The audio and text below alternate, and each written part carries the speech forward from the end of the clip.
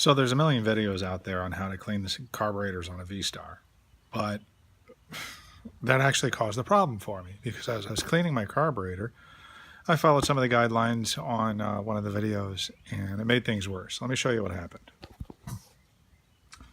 So here's the carbs. They're off the bolt they're off the bike right now.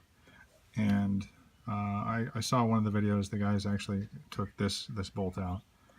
And so I did the same thing. Of course, it's not finger tight, just it is in my video here. So I took it out and I cleaned everything up, and when I went to go put it back together, I was finding this was occurring where it wasn't actually biting, it wasn't getting any, it wasn't threading in. Turns out it's connected to this right here, this piece. And what this piece is the needle, the needle actually rides from the diaphragm and it slides in and out and it helps meter the gas. So what I did is I just held it down like that and I was able to thread it in. But I couldn't get the bike to sit or tune right no matter what I did. It was just wrong. So this time around, I went ahead and removed the carburetor from the bike all the way. And let me go ahead and push that through and show you what I discovered.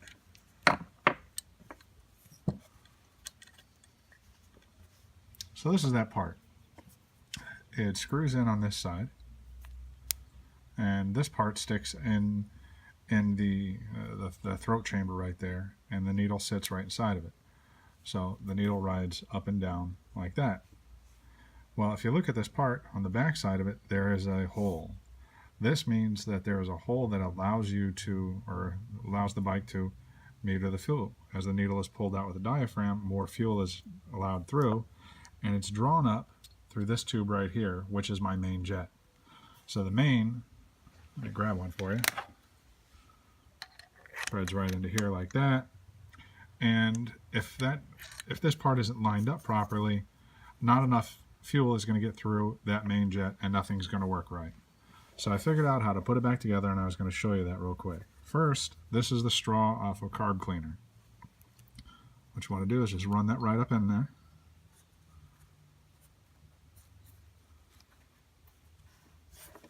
And you'll see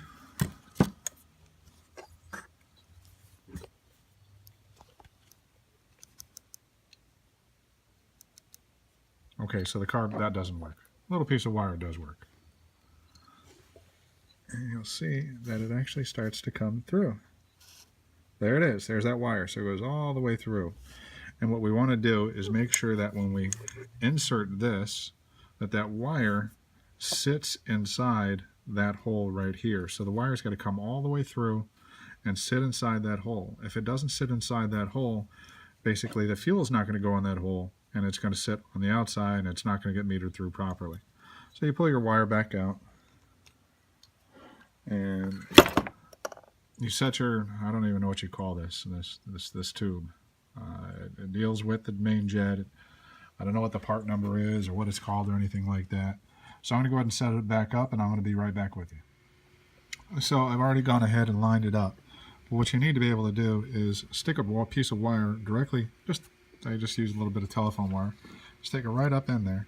And what will happen is if that wire can actually go inside that jet and you can't pull it back out easily, you'll actually get some resistance when you try and grab it. That means you have it lined up correctly.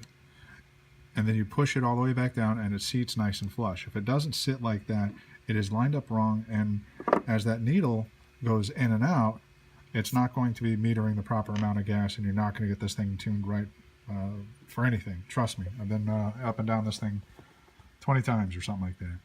A little piece of wire in there to help hold it in place as you thread your new nut right back in here, and you should be good to go.